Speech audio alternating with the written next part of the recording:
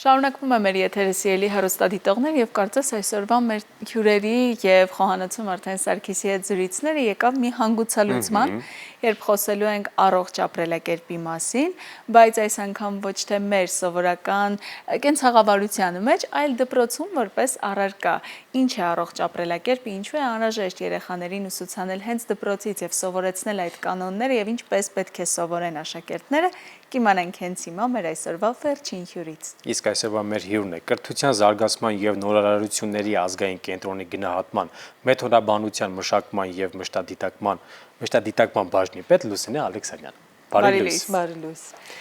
Եկեք մի անգամից անցնենք այս կարևոր թեմային։ Ինչ է առողջ ապրելակերպ առարկան, մի փոքր փակագծերը բացենք, որովհետեւ ես եթերից առաջ մենք զրուցում ենք ու ես տեղյակ չեմ, այսինքն մենք դպրոցում չենք անցել։ Մի փոքր կմանրամասնենք, կմանրամասնենք ինչ է անում, ինչ գործունեություն է ծավալում։ Շնորհակալություն հարցի համար։ Շատ հաճախ հարցերը, որ տալիս են առողջ ապրելակերպի մասին, ասում են նոր առարկա է, նոր ծրագիր է, բայց կուզեմ սկսել այստեղից, որ այնքան էլ նոր չէ։ Իրականում սկիզբ կարելի է համարել կյանքի հմտություններ ծրագիրը, որ մտավ դպրոց 99 թվականից եւ առաջինից 7-րդ դասարանում էր դասավանդվում։ Իր մեջ ուներ առողջ ապրելակերպի էլեմենտներ, առողջ ծնունդ, առողջ մտածողություն, քննադատական մտածողություն, փոխհարաբերությունների առողջություն եւ այլն եւ այլն։ Հետո 7-րդ դասարանի ծրագիրը պիտի շարունակվեր արդեն առողջ ապրելակերպ անվան տակ 8-ից 8-9-րդ դասարաններում էր, երբ որ փորձարկեցինք, դա 2003 թվականն էր, որից հետո արդեն մինչև 2005-ը փորձարկվեց 10-11-րդ դասարանները եւ 2007 թվականից արդեն առարկան մտավ դպրոց իր հաստատուն տեղը ունենալով, իհարկե դժվար էր գտնել այդ տեղը, բայց որոշվեց նախարարության կողմից, որ քանի որ այն բավական համահունչ է ֆիզիկական կուլտուրա առարկայի տրամաբանության մեջ տեղավորվում է, փորձեցին տեղավորել այդ դասընթացը ֆիզկուլտուրայի առարկայի մեջ 14 ժամ էր 8, 9, 10, 11-րդ դասարաններում ֆիզկուլտուրա առարկայի 14 ժամը տրվում էր այդ դասընթացին։ Դա պետական ծրագիր էր եւ բոլոր դպրոցներում պարտադիր պետք է դասավանդվեր։ Այլ բան է, թե ինչպես դասավանդվեց, մենք ունեցանք իհարկե որոշ հիասթափություններ, անհանգստություններ, մեր մշտադիտարկման արդյունքում տեսանք նաև այնպիսի իրավիճակներ, երբ ուսուցիչ ինչ-որ թեմաներ շրջանցում է, չի անցնում եւ այլն, սակայն նոր հանրակրթության պետական նոր չափորոշիչով, որ արդեն 2021 թվականից կարելի ասել փորձարկվել է տավուշում եւ այժմ ակտիվ ներդրվում է, որոշվեց, որ առարկան դասընթացը պիտի սկսի 5-րդ դասարանից, որովհետև կյանքի հմտություններ ծրագիրն էլ կարծես հետո ներդրվեց ես եւ շրջակա աշխարհը առարկայում, բայց մինչեւ 4-րդ դասարանն էր։ Եվ ստացվել էր այնպես, որ 4-րդից մինչեւ 8-րդ դասարան կարծես թե անջրպետ էր եւ ոչինչ այդ թեմաներով չէր դասավանդվում, տարբեր առարկաների մեջ էլ այնպեսի ինտեգրում չէր, որ բավարար լիներ։ Դրա համար այս արդեն նոր չափորոշիչով որոշվեց, որ 5-ից 11-րդ դասարանում պետք է լինի առողջ ապրելակերպ դասընթացը, բայց պարտադիր խմբակի ձևաչափով։ Այսինքն ինքը համարվում է խմբակ, որովհետև չի գնահատվում առարկան, երեխաները գնահատականներ չեն ստանում, բավական ինտերակտիվ ոճով ընթացող դասեր են եւ ձևաչափը բավական մոտ է խմբակին, բայց նաեւ պարտադիր է, որ բոլոր աշակերտները, այսինքն ցանկությամբ չլինի, ինչպես մյուս խմբակներն են, բոլոր աշակերտները անպայման դրան մասնակցեն։ Այժմ մենք ունենք պարտադիր խմբակ 5-ից 11-րդ դասարաններում։ Որն է առողջ ապրելակերպ որպես առարկա, իհարկե մենք գիտենք որն է կարևորությունը առհասարակ մեր կյանքում առողջ ապրելակերպի, բայց որպես առարկա ունենալու եւ դասավանդման մեթոդները ինչպես են փոփոխվում յուրաքանչյուր հաջորդ տարի, որովհետեւ գիտենք ամեն ամիս ու օր է մեր կյանքը փոխվում, ավելի նոր տեխնոլոգիաներով հարուստ դառնում, արդյոք հասցնում ենք այս փոփոխությունների հետ փոխել նաեւ առարկայի փոխանցվող հմտությունները։ Տեսեք, առողջ ապրելակերպը բավական այսպես պահանջարկը մեծ է դրա եւ գնալով ավելի է մեծանում, բոլորս էլ հասկանում ենք, որ այս ամեն օր փոփոխվող աշխարհում այդ փոփոխությունները նաեւ բավականին լուրջ վտանգներ են իրենց մեջ ներառում։ մեր դեռահասները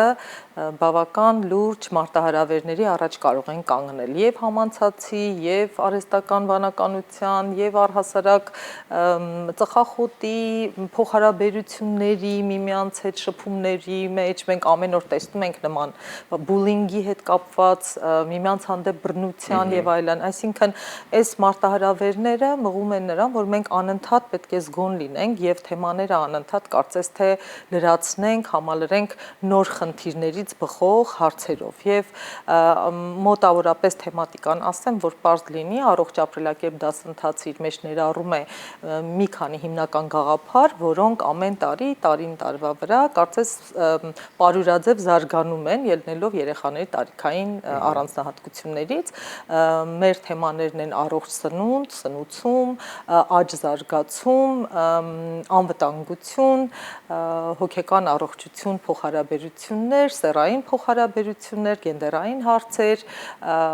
նաև սեռական առողջություն, վերարտադրողական առողջության թեմաները, որոնք շատ լավ գիտենք, որ դեռահասության շրջանում իրենք կարծես թե այլ տեղերից ոչ այնքան ճիշտ ինֆորմացիա կարող են ստանալ։ Ավելի շատ Եվ այո, եւ այս հետաքրքրվածությունը հաճախ հարց են տալիս, թե արդյոք դա չի, այսպես ասած, գրգռի նրանց հետաքրքրությունը, ոչ այնքան իրենց տարիքին հարմար հարցերի վերաբերյալ, բայց բոլոր ուսումնասիրությունները ցույց են տալիս, որ այդ հետաքրքրությունները առաջանում են ելնելով իրենց ֆիզիոլոգիայից եւ իրենք փնտրում են այդ հետաքրքրություններ, ուզում են բավարարել այլ ինֆորմացիայի աղբյուրներից, որոնք ճշտված չեն, գիտական չեն, հիմնավորված չեն եւ այլն։ Եվ առողջ ապրելակերպի ամբողջ նպատակը հենց այն է, որ իրենք ստանան ճշգրիտ ինֆորմացիա, ստուգված ինֆորմացիա, ես պիտի ասեմ նաեւ զգուշորեն տրված ինֆորմացիա, նրբանկատ տրված, փոխանցված ինֆորմացիա եւ նաեւ ուզում եմ ասել, որ առողջ ապրելակերպի նպատակը ոչ այնքան գիտելիքահեն է, այսինքն բոլորս գիտենք, որ ծխելը վնասակար է, նույնիսկ բժիշկները գիտեն, որ ծխելը եւ ալկոհոլ շատ օգտագործելը վնաս է, բայց իրենք եւ ծխում են եւ օգտագործում են ալկոհոլ, այսինքն այդ գիտելիք իմանալը բավարար չի, այդ գիտելիքի վրա պիտի ձևավորվեն հմտություններ, վարքագիծ, վերաբերմունք, արժեք եւ առարկան հիմնականում այնպիսի մեթոդաբանություն են տրված, որ այդ բոլորին հայտնի, հանրամատչելի գիտելիքի վրա ձևավորում է հնարավորություն է տալիս, որպեսզի դասարանում սովորողները միմյանց հետ հաղորդակցվելով, իրավիճակների միջով անցնելով, քննարկումների միջով անցնելով ձեռք են բերում այդ վերաբերմունքները եւ դիրքորոշումները։ Շատ լավ։ Իսկ ինչպիսի դեր ունեն ուսուցիչները առողջ ապրելակերպի զարգացման գործում։ Ու որպես հարցի շարունակություն հետաքրքիր է նաև առողջ ապրելակերպ դասավանդող ուսուցիչների համագործակցությունը դպրոցում հոգեբանների եւ դասղեկների հետ, որովհետեւ աշակերտները յուրաքանչյուր մեկը առանձնահատուկ վերաբերմունքի կարիք ունի կարծես հիմա դպրոցում։ Շնորհակալություն։ Նախ առողջ ապրելակերպի ուսուցիչը, այո, դա շատ լուրջ խնդիր է եւ մենք երևի թե մեր լուրջ խնդիրն է եղել այս բոլոր տարիների ընթացքում որոշել ով պիտի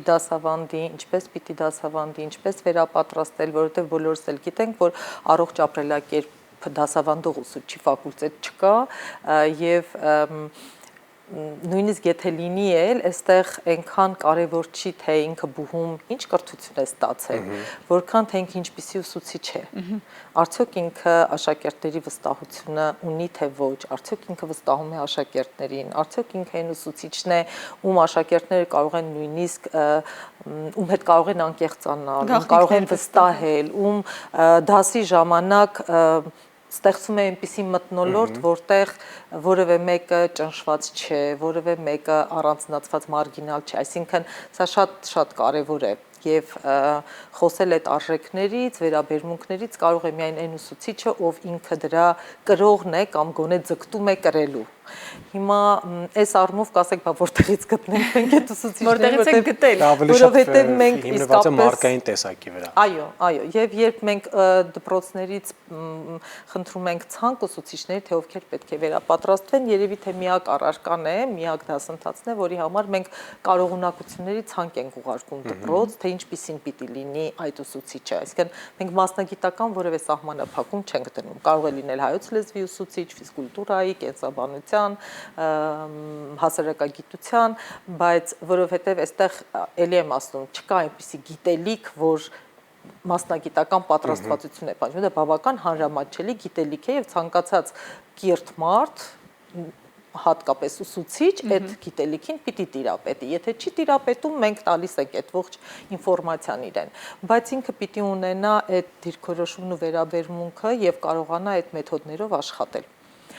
Ինչպես ենք արել, նախ շատ կարևոր է, թե ովքեր են վերապատրաստողները։ Մենք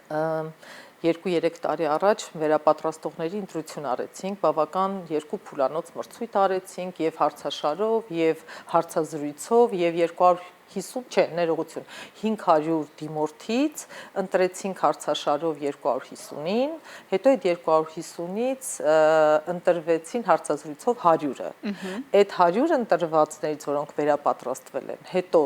գործունեության մեջ մշտադիտարկումների արդյունքում մնացել է մոտավորապես 70-ը։ Այսինքն մենք բավական խիստ ենք եղել, թե ով կարող է վերապատրաստել եւ անընդհատ կապի մեջ ենք, անընդհատ վեբինարներ ենք անում, ազատ